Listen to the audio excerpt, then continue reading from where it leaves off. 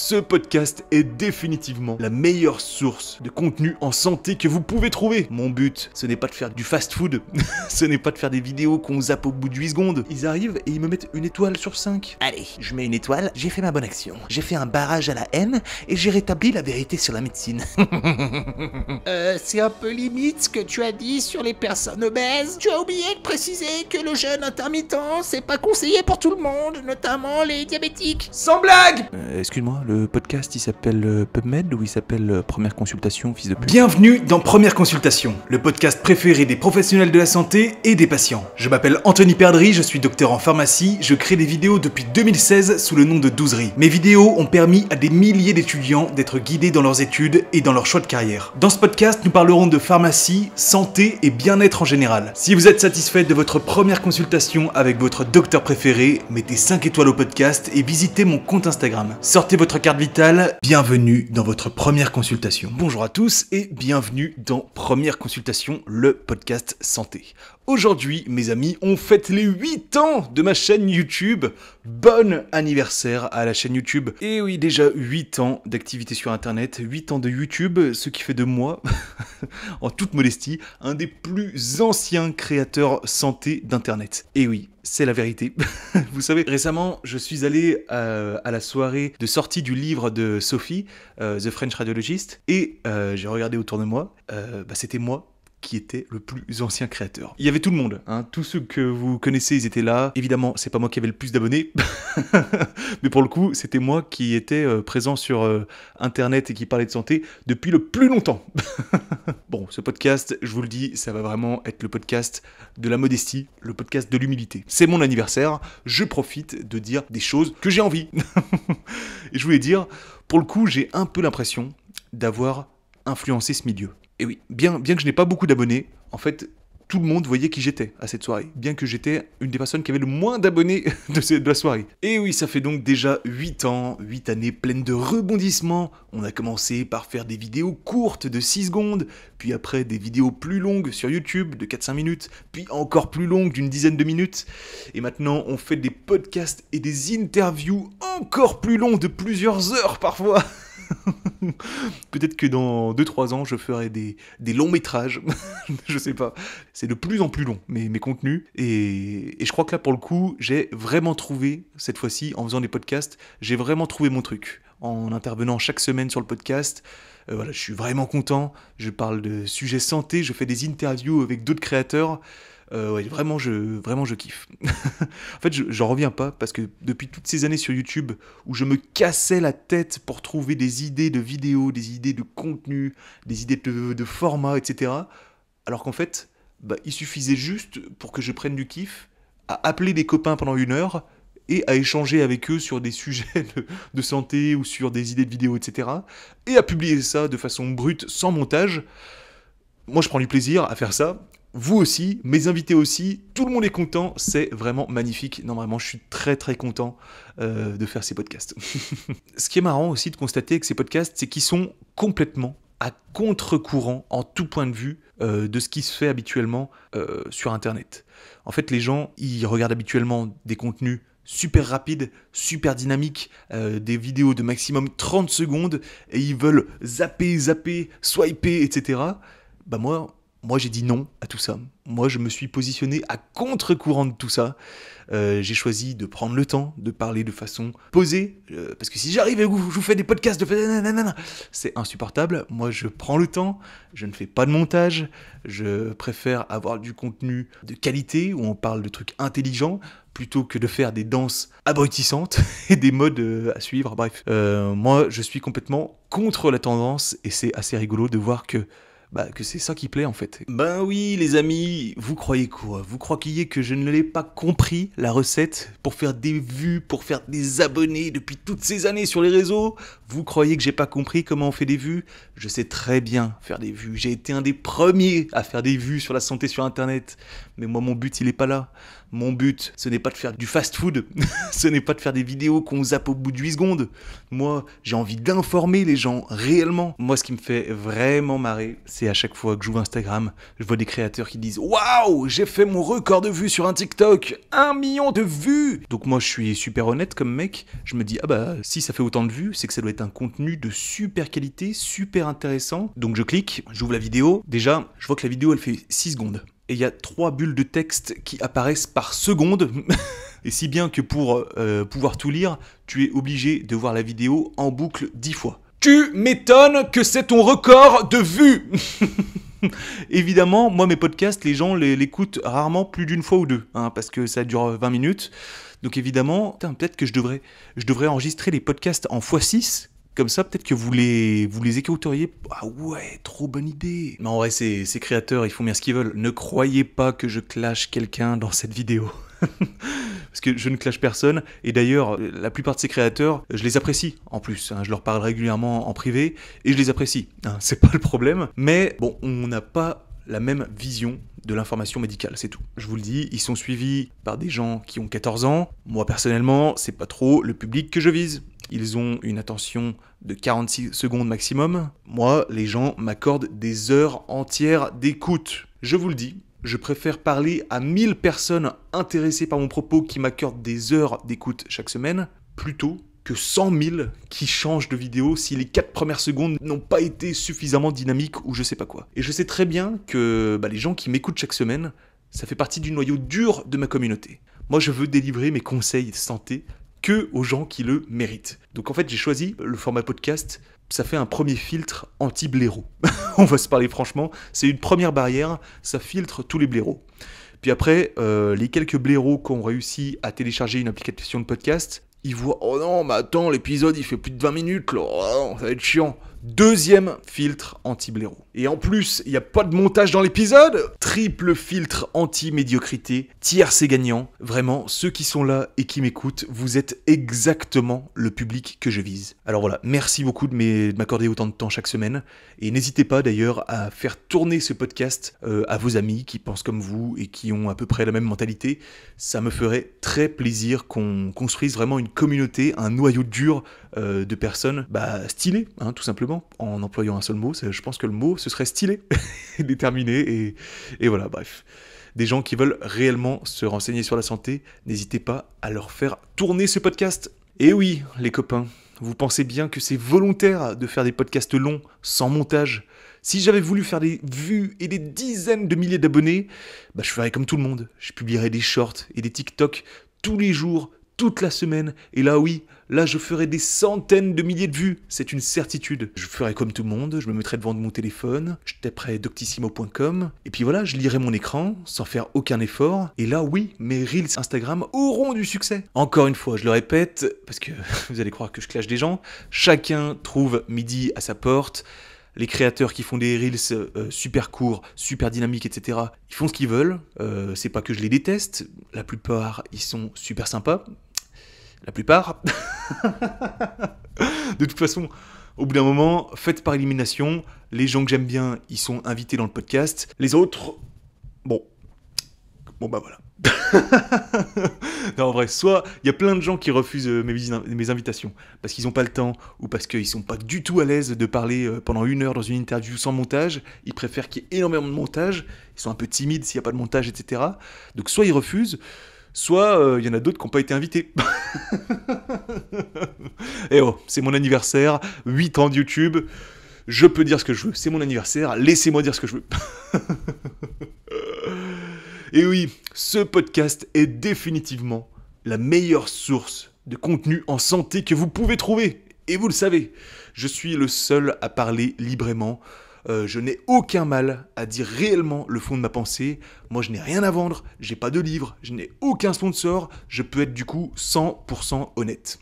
Moi, je vais vous le dire, je suis arrivé sur le podcast avec mes gros sabots, j'ai choisi la transparence.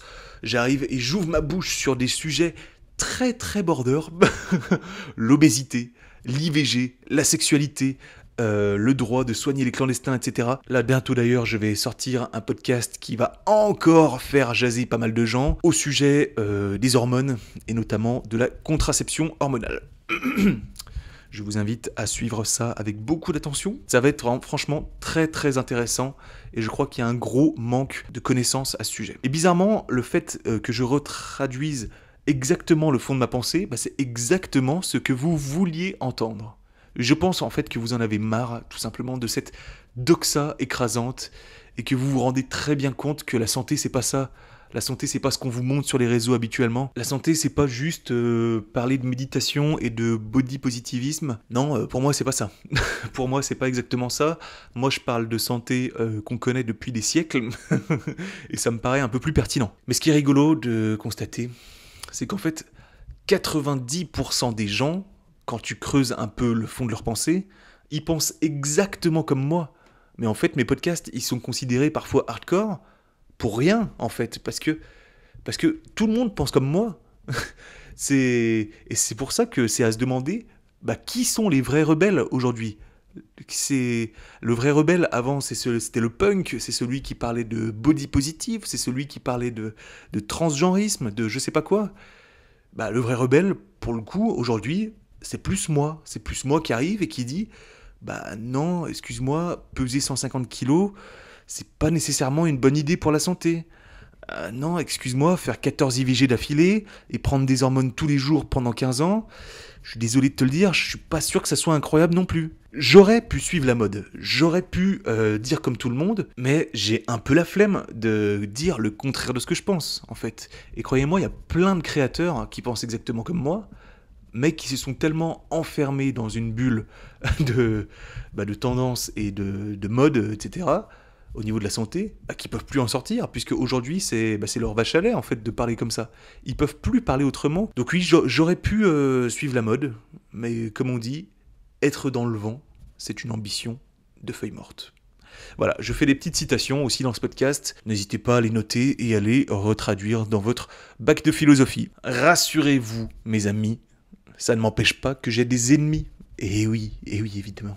Mais en vérité, mes ennemis que j'ai sur ce podcast, c'est mes premiers fans. Ils m'adorent, mais je vous adore aussi, putain. Je me marre quand je lis vos messages. C'est en fait mes ennemis, mes haters, ce sont eux qui écoutent mes podcasts en premier, direct à la sortie. Je vous garantis, je sors un podcast à 18h, à 18h22, c'est-à-dire à la fin de l'épisode, j'ai un message qui... C'est un peu limite ce que tu as dit sur les personnes obèses. Oui, parce qu'ils ont exactement cette voix en fait. C'est quoi ta source pour avoir dit que la sensibilité à l'insuline, elle diminue ? Ça suffit. Tu as oublié de préciser que le jeûne intermittent, c'est pas conseillé pour tout le monde, notamment les diabétiques. Sans blague, putain ! Excuse-moi, le podcast il s'appelle PubMed ou il s'appelle Première Consultation, fils de pute ? Il y en a un. Il y en a un. Ce trisomique, enfin non, excusez-moi, je vais pas l'insulter, le trisomique. C'est un médecin, vous vous rendez compte, c'est quand même l'élite de la nation, je ne peux pas l'insulter de trisomique. Mais quand même, vous allez écouter ce que je vais dire, et à la fin, peut-être que vous allez vous dire, ah oui, effectivement, il a un souci dans sa vie, ce monsieur. Je vais vous raconter. À chaque sortie d'épisode, il me faisait une revue minute par minute. 3 minutes 36. Non, les 10 000 pas ne permettent pas de diminuer le risque cardiovasculaire. 5 minutes 42, tu as appelé ta femme ma gonzesse. Je trouve que c'est un peu rabaissant pour elle. Ma femme, je lui fais écouter tous les podcasts avant la sortie. De quoi tu me parles ? Je me marre trop à enregistrer cet épisode-là. Je me régale. Ça devrait être mon anniversaire plus souvent. Mais le problème, c'est que c'est ces mêmes débiles-là qui me mettent des mauvaises notes sur mon podcast, alors que c'est eux, mes plus grands fans. Ils écoutent tous les épisodes. Ils arrivent et ils me mettent 1 étoile sur 5. Oh, et ils sont fiers d'eux. Ils sont contents. Ils m'ont mis 1 étoile et ils ont l'impression d'avoir fait un geste héroïque. Je pense qu'ils sont comme ça. Allez, tiens, je mets 1 étoile, voilà, j'ai fait ma bonne action, j'ai fait un barrage à la haine et j'ai rétabli la vérité sur la médecine. En vérité, je ne vous en veux pas, mes haters. Vous me faites beaucoup rire, donc continuez à m'envoyer des messages, continuez à écouter le podcast et à me laisser des commentaires. Moi, ça m'augmente dans le référencement et dans l'algorithme, donc ça me fait très plaisir. Merci beaucoup. Et puis, au-delà de ça, continuez à écouter mes podcasts, tout simplement parce que je pense que vous êtes le public qui en a le plus besoin de mes conseils santé. Parce que vous ne ressemblez à rien. Voilà, tout simplement. Si vous voulez, quand vous m'envoyez un message sur Instagram, évidemment que je clique sur votre profil. Je regarde un peu les photos, je vois un faciès beaucoup trop lipidique, je vois plein de signes de détresse. Donc là, je retourne sur le message, je le relis, je regarde à nouveau les photos, je regarde à nouveau le message, un coup la photo, un coup le message, puis je reprends un peu de recul et je me dis, bon, est-ce que je vais vraiment prendre mal le retour d'une personne comme ça ? Je suis le seigneur de ces terres. Allez, je vous épargne pour cette fois, Maro. Mais ne vous avisez plus jamais de me manquer de respect comme ça. Le seigneur sait aussi se montrer beaucoup moins clément. Bon, bref.